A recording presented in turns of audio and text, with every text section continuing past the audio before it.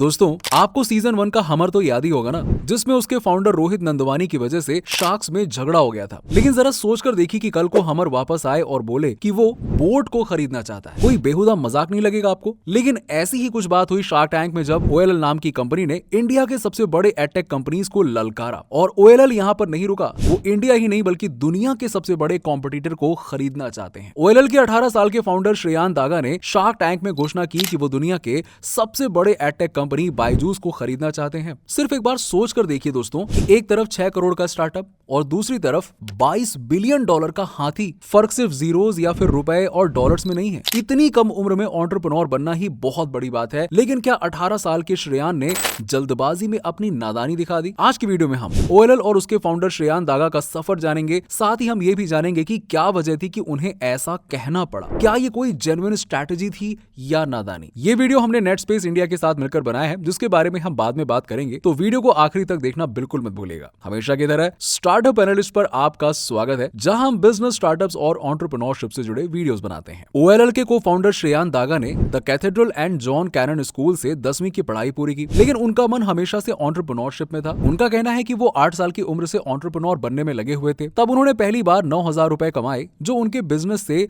मिली पहली आमदनी थी। 8वीं कक्षा में उन्होंने शेयर मार्केट में इंटर्न किया और 9वीं कक्षा तक तो वो खुद लोन बेचने लग गए और यही उनका करियर है। इसके बाद उन्होंने कभी एजुकेशन वाइज करियर पर ध्यान भी नहीं दिया, क्योंकि वो बिजनेस ही बनाना चाहते थे। तो 10वीं के बाद उन्होंने ड्रॉप आउट कर दिया और वो लाइफ बिफोर के फाउंडर बन चुके हैं। उन्होंने 2014 में इस ऑनलाइन आर्ट प्लेटफॉर्म की शुरुआत की, जहां वो पेंटिंग्स बेचते थे। इन पेंटिंग्स को बेचकर उन्होंने बाल आशा ट्रस्ट ऑर्फेनेज को सारे फंड्स डोनेट किए थे। क्योंकि उनके पापा खुद इन्वेस्टर हैं, श्रेयान ने उनसे 2 लाख रुपए लेकर 2020 में OLL की शुरुआत की। OLL का फुल फॉर्म होता है ऑनलाइन लाइव लर्निंग। अब पते की बात यह है कि OLL में उनका फोकस स्किल पर है, सब्जेक्ट पर नहीं। कई एटेक कंपनीज आज कॉम्पिटिटिव परीक्षा 10वीं और 12वीं पर फोकस कर रही हैं, यानी कि असली फोकस सब्जेक्ट पर है। OLL फिलहाल एक छोटे से स्केल से शुरू कर रहे हैं, जहां उन्होंने robotics, coding, public speaking, financial education, इन स्किल्स को चुना है। उनके मुताबिक ये 21वीं सदी के आवश्यक स्किल्स हैं और इन स्किल्स को वर्कशॉप के द्वारा स्कूल्स में सिखाते हैं। उनकी एवरेज ट्यूशन फीस सालाना 20,000 रुपए होती है और स्कूल्स के द्वारा जब वो अपने वर्कशॉप लेते हैं तो 2,000 रुपए चार्ज करते हैं। इन्होंने शार्क टैंक में जंग का एक बहुत बड़ा ऐलान किया, जब उन्होंने कहा कि OLL बायजूस को खरीदना चाहते हैं। जी हाँ, बायजूस, जो कि इंडिया ही नहीं बल्कि दुनिया की सबसे बड़ी एडटेक कंपनी है और जिसकी वैल्यूएशन $22 बिलियन है, उसे 2 साल का आया हुआ नया स्टार्टअप खरीदेगा। सोच कर देखिए एक बार, जिसे 18 साल के बच्चे ने शुरू किया है। सुनकर ही मजाक लगता है। ये सोचना भी शायद अपने आप में एक मजाक होगा, नादानी होगी। पकड़ लीजिए, यानी कि मान के चलिए कि कल को हैमर बोलेगा कि मुझे बोट को खरीदना है, तो वो मजाक नहीं तो और क्या लगेगा। लेकिन इस बात को बोलते हुए श्रेयान बिल्कुल सीरियस था। तो मेरा एक माइलस्टोन है कि मुझे बायजूस या अनअकैडमी को खरीदना है। यस, 2021 और 2022 एडटेक स्टार्टअप्स के लिए बहुत अच्छे साल नहीं थे। इनफैक्ट 2 टूक शब्द में कहें तो ये बहुत ही खराब साल थे, क्योंकि पैंडेमिक के वक्त सारे एडटेक स्टार्टअप्स मजे कर रहे थे। लॉकडाउन में नए कस्टमर्स की लाइन लग गई थी, जो घर में रहकर पढ़ना चाहते थे। लेकिन जैसे जैसे पैंडेमिक के बाद चीजें नॉर्मल होने लगी, ग्रोथ का कांटा नीचे आता हुआ दिखाई दिया, क्योंकि पैंडेमिक के दौरान एडटेक कंपनीज ने एक्सपेंड होने में कोई कसर नहीं छोड़ी थी। layoffs.fyi के मुताबिक 2022 में 14,000 एम्प्लॉयज को फायर कर दिया गया और एडटेक सेक्टर सबसे ज्यादा लेऑफ्स के लिए जिम्मेदार रहा। इसमें बायजूस, अनअकैडमी, वेदांतु, अपग्रेड सभी कंपनी शामिल हैं। प्रॉफिटेबिलिटी तो बहुत दूर की बात है। कंपनीज ने ग्रोथ के लिए कस्टमर एक्विजिशन पर इतना फोकस किया कि प्रॉफिटेबिलिटी के बारे में किसी का ध्यान ही नहीं गया। इंडिया में 7 एडटेक यूनिकॉर्न्स हैं: बायजूस, अनअकैडमी, इरोडेटस, अपग्रेड, वेदांतु, लीड स्कूल और फिजिक्स वाला। लेकिन फिजिक्स वाला को छोड़ के ऑलमोस्ट सारे के सारे स्टार्टअप्स घाटे में चल रहे हैं। Unacademy 2,848 crore, upgrade 600 crore, Vedantu 696 crore, lead school 397 crore. ये सारे FY 2022 के लॉसेस हैं और इस लिस्ट में सबसे ऊपर बायजूस है, जिसका लॉस 4,588 करोड़ है। और ये तो फिर भी डेकाकॉन, यूनिकॉर्न कंपनीज हैं। छोटे मोटे कंपनीज का तो हाल बहुत ही बेहाल है, क्योंकि लोगों को फायर करने के बाद भी वो संभल नहीं पाए। लीडो, यूडे, क्रेजो, किनवन, सुपरलन, इन सारे के सारों को अपनी दुकान बंद करनी पड़ी। यहाँ तक कि मर्जर और एक्विजिशन की बात भी नहीं हो पाई क्योंकि इससे भी बात नहीं बनने वाली थी। अनुपम खुद लीडो नाम के एक स्टार्टअप में इन्वेस्टर थे जो कि फरवरी 2022 में बंद हो गया। इसीलिए शार्क टैंक पर अनुपम ने कहा कि यार क्यों जले पर नमक छिड़क रहे हो। जब ट्विटर पर किसी ने उनसे पूछा कि लीडो में फंसे पैसों को वापस कैसे निकालें, अनुपम ने रिप्लाई किया कि वो भी कोशिश कर रहे हैं। इस एक्सचेंज से आप समझ चुके होंगे कि सिर्फ इन्वेस्टर ही नहीं बल्कि कस्टमर्स के पैसे भी फंसे हैं कंपनी में। रशिया यूक्रेन के बीच में चल रही जंग और तेजी से बढ़ते रिसेशन के कारण इंडिया में फंडिंग विंटर का माहौल है, यानी कि इन्वेस्टर से फंड आना कम हो चुके हैं और इसीलिए कंपनीज को एक्सपेंशन की जगह प्रॉफिटेबिलिटी पर फोकस करना जरूरी है। प्रॉब्लम यहीं पर खत्म नहीं होती है। असल में मार्केट में एडटेक कंपनीज का नाम बदनाम है। कई कंपनीज पर गलत वर्क प्लेस प्रैक्टिसेस और टॉक्सिक वर्क कल्चर के आरोप भी लगाए गए हैं, यानी कि एम्प्लॉयज के हालात भी खराब हैं। कल रेवेन्यू कर लेना, मेरे को नहीं मतलब है, नहीं मतलब है, नहीं मतलब है, बिल्कुल नहीं मतलब है, नहीं सुनना है, नहीं सुनना है। मेरे को कल रेवेन्यू चाहिए, चाहे जमीन खाओ के रेवेन्यू निकाल के लाओ। तेरे को कितने बजे बोले थे मैंने कॉल करने के लिए मेरे को? सर उसके बाद फिर 2 बैक टू बैक डेमो में था। अबे इतना मारूंगा ना, मैं सही बता रहा हूँ, मेरा दिमाग मत खराब कर साले। तू कितने बजे डेमो से निकला है? डेमो से निकल के कॉल करेगा मेरे को कि नहीं करेगा?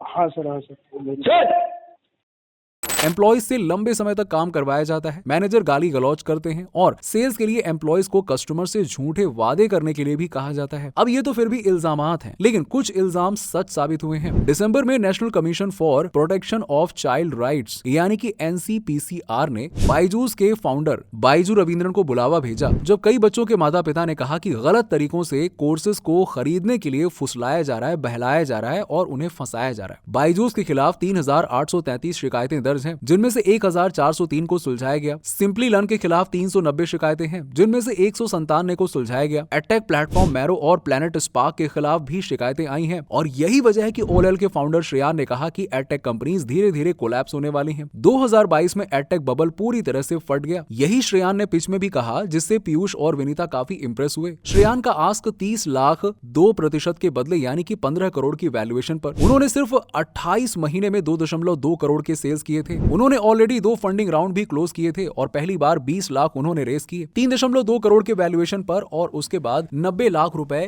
9 करोड़ के वैल्यूएशन पर। एक 18 साल के एंटरप्रेन्योर से ऐसे नंबर्स आ रहे थे कि शार्क्स चौंक गए। अमन ने कहा कि वो खुद 18 साल के थे तब निकम्मे थे। इसके बावजूद कहीं न कहीं अनुपम, नमिता और अमन मिल नहीं पा रहे थे और इसीलिए वो बाहर हो गए। लेकिन फिर श्रेयान ने कुछ ऐसा कहा कि पीयूष और नमिता से ऑफर्स की बारिश शुरू हो गई। उन्होंने कहा कि उन्होंने असल में उन एंटरप्रेन्योर्स को कॉल किया जिनके कंपनीज बंद हो रहे थे। आखिरकार उन्होंने पीयूष और विनीता के साथ 6 करोड़ के वैल्यूएशन पर 30 लाख रेस किए 5% के बदले। लेकिन इंडिया आज भी एडटेक इन्वेस्टर्स के लिए एक्साइटिंग मार्केट है। इससे तो साफ जाहिर होता है कि एडटेक में इन्वेस्ट करने के लिए लोग हैं, लेकिन एडटेक मार्केट में धुरंधर खिलाड़ी वो काम नहीं कर पा रहे हैं। शार्क टैंक पर जितने भी ई कॉमर्स बिजनेस आते हैं, ये सब अपने अपने डोमेन रजिस्टर करते हैं। सबका खुद का वेबसाइट होता है। अगर आप भी अपनी वेबसाइट शुरू करना चाहते हैं तो नेटस्पेस इंडिया आपका वन स्टॉप शॉप है। एक वेबसाइट चालू करने के लिए आपको डोमेन नेम के साथ वेब होस्टिंग की भी जरूरत पड़ती है। नेटस्पेस इंडिया के लिनक्स होस्टिंग प्लान में आपको वेब होस्टिंग के साथ डोमेन नेम भी मिलता है। इनके सारे प्लान मेलवार से प्रोटेक्टेड होते हैं। एक्रोनिक्स भी बैकअप के साथ आता है ताकि आपकी वेबसाइट गलती से डिलीट हो गई तो आप वेबसाइट को रीस्टोर कर सके बिना किसी शुल्क के। इनके हर प्लान में आपको SSL सर्टिफिकेट भी मिलेगा, जिससे आपकी वेबसाइट एकदम सिक्योर रहेगी। और यदि आप मौजूदा नेटस्पेस इंडिया ग्राहक हैं तो फिर ₹1 में हमारे स्पेशल कूपन कोड ₹1 का यूज करके आप डोमेन भी ट्रांसफर कर सकते हैं। जी हाँ, सिर्फ ₹1 में। तो डिस्क्रिप्शन में दिए गए लिंक पर जाइए और हमारे स्पेशल कूपन कोड स्टार्टअप से लिनक्स शेयर्ड होस्टिंग और विंडोज शेयर्ड होस्टिंग पे 10% तक के डिस्काउंट पाइए। फिलहाल एडटेक फिर से लोगों के दिलों में अपनी छवि पुनर्जीवित करना चाहते हैं, लेकिन एडटेक कंपनीज को यह भी याद रखना जरूरी है कि ये किसी बच्चे की जिंदगी का सवाल है। सिर्फ रेवेन्यू के पीछे भागकर एडटेक कंपनीज ने माँ बाप और बच्चों का विश्वास खो दिया है। हमारी वीकनेस है कि इतना इंटरेक्शन नहीं है कि उसने वो कहा कि भैया बात इंटरेक्शन वाली नहीं है। कैसे मेरे को ये सब नहीं पता है। मेरे को ये बताओ रेवेन्यू कितना हुआ है?